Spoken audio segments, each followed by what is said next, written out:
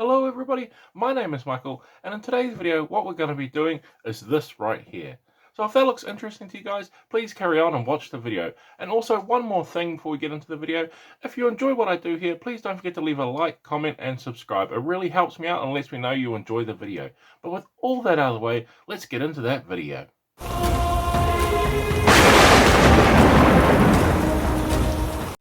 Okay, so we're going to start off our orcs here by painting up the skin. Now, for this group of orcs I'm doing here, I'm actually going to be basing them off the orcs from the video game series Gothic, as it was suggested by a commenter in one of my previous videos. And I thought that was a really cool idea to do for Orktober, was to do some orcs based from some sort of game or something outside of miniature painting.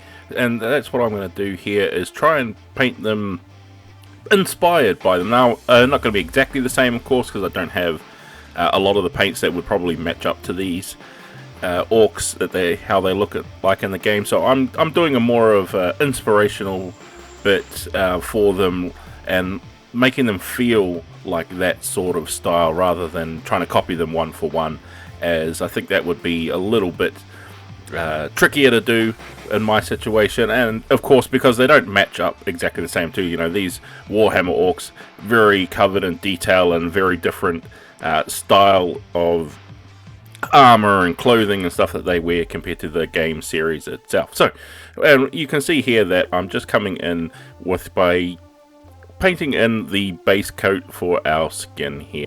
So now that we have that base layer down for our skin, what I'm going to do is come in with a wash here, and for this I'm going to use brown because I want to make them sort of dirty and grungy to try and fit in with that style that the orcs from Gothic seem to have. As I've never actually played Gothic before, definitely a game I heard about back in the day, and it's just one of those games I never actually got around to playing, which is really disappointing because it does look like a fun game. But one thing I do know is there is a remake coming out, so hopefully I will get to play that remake and get to enjoy it, and hopefully it becomes real faithful to what the original is like. So I'm definitely looking forward to that, and especially painting up these orcs, just giving me some real inspiration and really like hype, I guess, for when the remakes do come out, to enjoy this game series that I don't really know anything about, but just looking at the artwork from it that I have here to sort of reference, it looks really cool and like really gritty,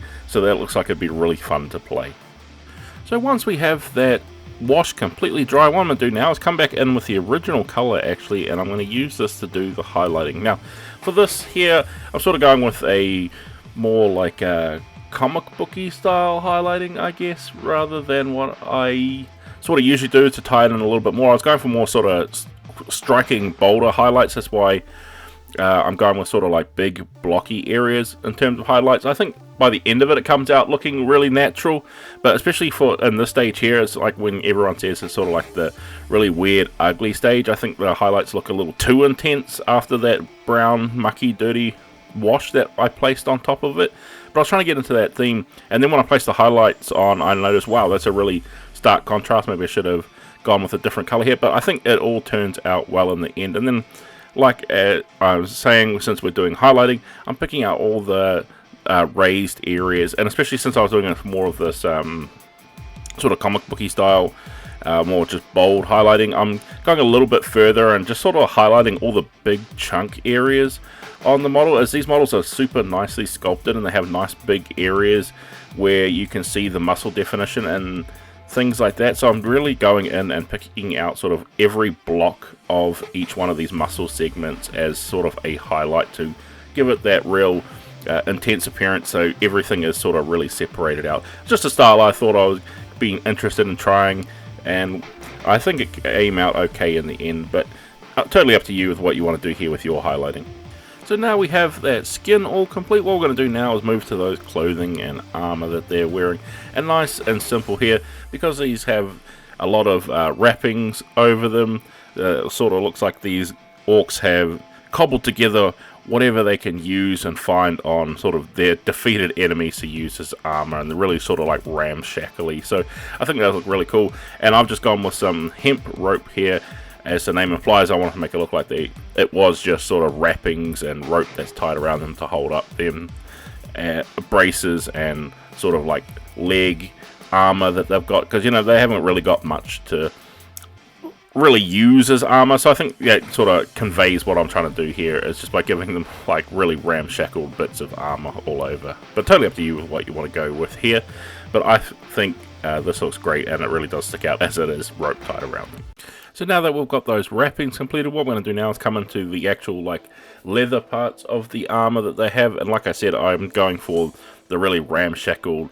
They're grabbing these things off their fallen enemies, and they don't have much supply, so they're building their armor out of whatever they have. So I'm making this just simple leather armor that's been all mangled up and has a rough sort of texture with it first. But to do that, first we need to come in with our base coat, and for this I'm just using a nice plain old brown, any type of brown you want to do here, because in the steps as we go we're going to texture it up and make it look hopefully more exciting on these pieces. So totally up to you what colors you want to go with here.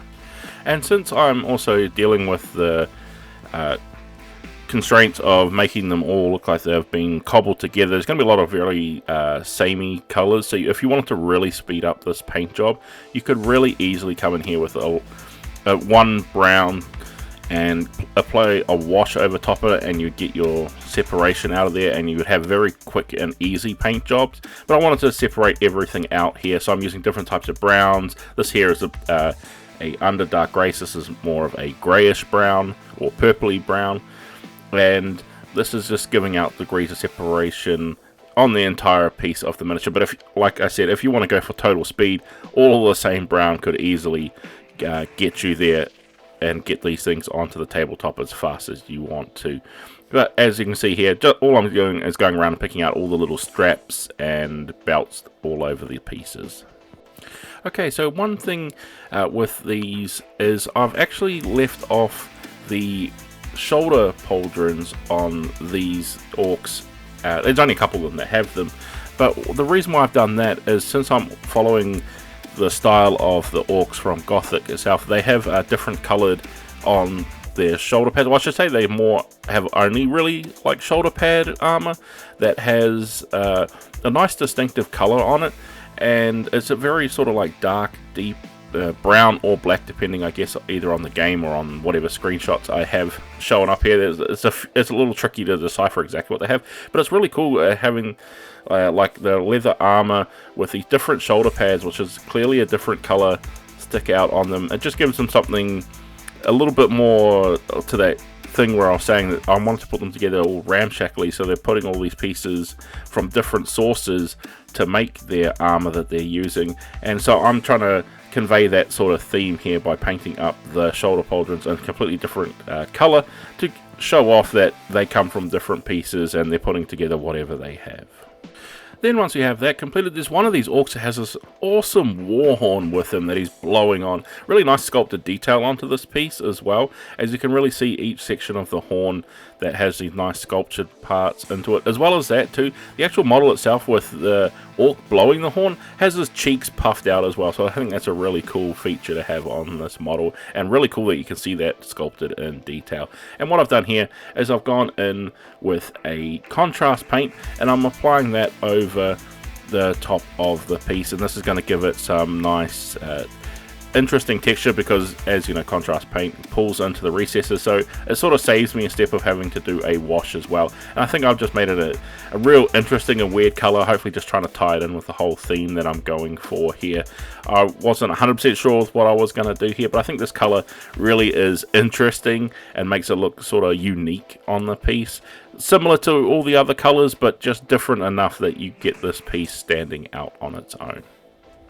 Then once we have that horn completed, what I'm going to do now is I'm going to grab a orc that I have here with sort of the most amount of metal showing, and I'm going to come in and of course just give it a highlight in a, well, not a highlight, I should say a base coat in a gun metal color that I'm using here. This one in particular I think is oily steel, so it's sort of like a rougher colors. It's not really bright, it sort of looks a little grungy, probably a little bit hard to see on camera, but if you put it next to a bunch of silvers, you can see that it's really darkened down and sort of got like other little weird flecks, and it gives it the interesting appearance that it's all beaten up once it's applied there. Probably really hard to see on camera, like I said, but what I'm going to do is I'm going to come in and pick out all of the metal areas across all the miniatures that we have here today, as well as that too, or picking out all these little spikes that are on the shoulder pauldrons and anywhere on the weapons that you can see, and just giving everything a nice base coat, being careful to avoid any areas we've already painted. Then once we have that complete, what I'm going to do now is I'm going to come back into our armor that we had here, or all of our leather sections, and I'm just going to come through and stipple over a bunch of different browns here. I'm just going to show you one for now, but I'm going to come in with a few different colors of browns. Totally up to you what you want to use here. Use as many sort of different weird browns that you can see, putting them all together and just going over top. Now I've definitely thinned the paint down a little more than I usually would, and giving it a very runny texture, but also nice for stippling, because that way they'll all start blending together as you go entirely over the piece.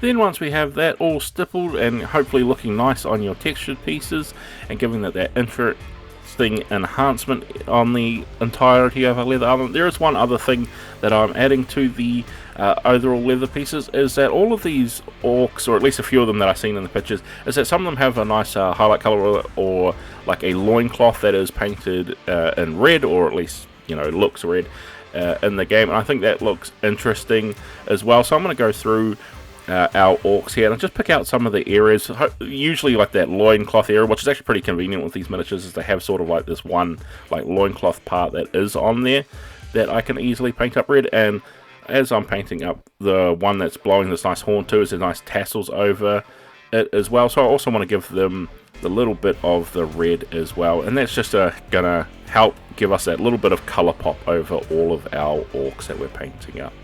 Then once I've picked up those nice areas with a little spot color of the red, what I'm going to do now is I'm going to come in with a wash, and I'm going to be washing all of our metallic colors. Now, I'm actually going to be doing 2 washes here, or I should say 1 wash and then application of a very light contrast paint.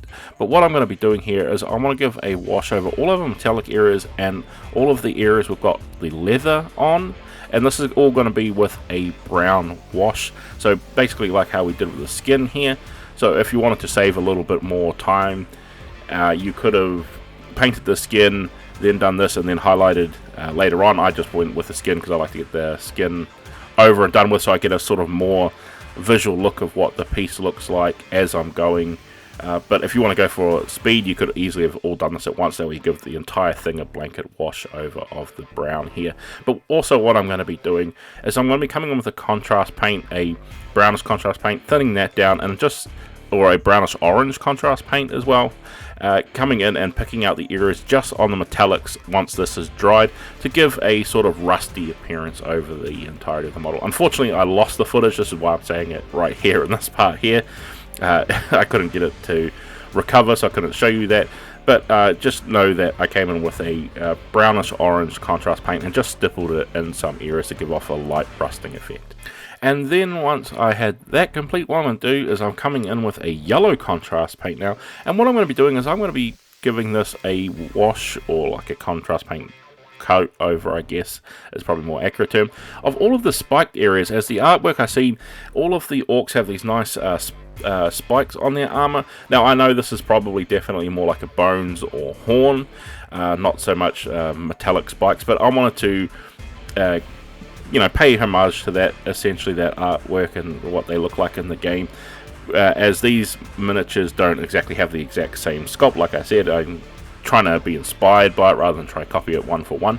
So what I've done is all of the spikes that are across all of the miniatures I'm going to pick out in the yellow to sort of infer that nice horn aesthetic there, and hopefully try and copy them similar, so you can definitely tell that they are inspired by the orcs from Gothic. But with all that done, what I'm going to do is come in with some highlights. Like I said, I accidentally lost some of the footage here, so I had a few more steps of just me coming in, highlighting some of the metal, and doing that overcoat with the orange stippling to give that rust sort of effect. So with all that out of the way, what I'm going to do is we're going to go into the glamour shots here so we can see how these orcs came out, and you'll see those final steps. So let's get into those glamour shots.